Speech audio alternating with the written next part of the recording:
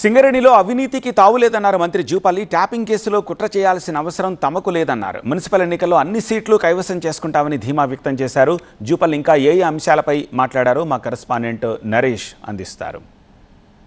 Municipal ఎన్నికల నగారా మోగిన నేపథ్యంలో నామినేషన్ల పర్వం కూడా కొనసాగుతుంది. ఉమ్మడి ఆదిలాబాద్ జిల్లా ఇన్ఛార్జ్ మంత్రి జూపల్లి కృష్ణారావు మంచిర్యాలలో పర్యటిస్తున్నారు. మంచిర్యాలలో ఇన్ఛార్జ్గా కూడా ఉన్నారు పెద్దపల్లి పార్లమెంట్కి సంబంధించి. మున్సిపల్ ఎన్నికలను కాంగ్రెస్ ఎట్లా చూస్తుంది? ఇప్పుడు 2023 అసెంబ్లీ ఎన్నికల కంటే ముందు కూడా నేను చెప్పిన, గతంలో ఆనాడు ఉన్నటువంటి ప్రభుత్వ అధినేతలు కేసీఆర్ కావచ్చు, కేటీఆర్ కావచ్చు, హరీష్ కావచ్చు, కారు సారు 16 మొత్తం మేము గెలుస్తూ ఉన్నారు. ఏం జరిగింది?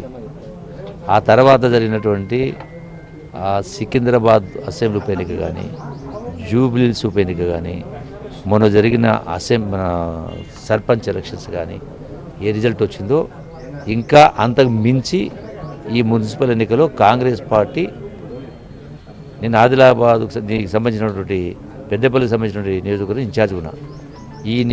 ఈ పార్లమెంటు నియోజకవర్గంలో ఉన్నటువంటి 10కి 10 స్థానాలు కాంగ్రెస్ పార్టీ కైవసం చేసుకోబోతా ఉంది. అంటే సింగరేణి ప్రాంతంలో ఉన్నారు. సింగరేణి ప్రాంతంలోనే ఇప్పుడు అంతా రచ్చ కొనసాగుతుంది.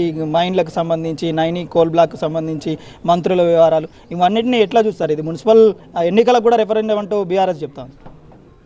రచ్చ అనేది గడిచిన 2 సంవత్సరాల నుంచి రచ్చ చేస్తూనే ఉన్నారు. ఆ రచ్చలు అయిన తర్వాతనే కదా ఉప ఎన్నికలు వచ్చింది, కానీ స్థానిక సంస్థ ఎన్నికలు కానీ. ఆ రచ్చల గురించి మాట్లాడేది.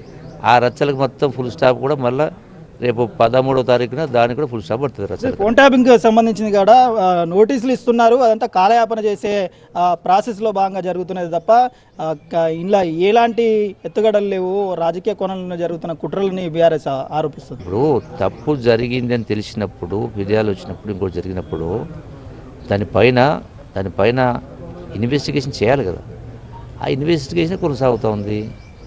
ఇన్వెస్టిగేషన్ కంప్లీట్ కానివ్వండి. ఆ సిట్కు సంబంధించి మరోవైపు ఈ ఫోన్ ట్యాపింగ్కి సంబంధించిన వ్యవహారాల్లో రాజకీయ కోణాలు ఏం లేవు, అన్నీ కూడా ప్రజాస్వామ్య వ్యవస్థ పరంగా కొనసాగుతున్న తరహాను కొనసాగుతున్నాయని చెప్తున్నారు ఇన్ఛార్జ్ మంత్రి జూపల్లి కృష్ణారావు. కెమెరా పర్సన్ ప్రవీణ్తో నరేష్ టీవీ మంచిర్యాల.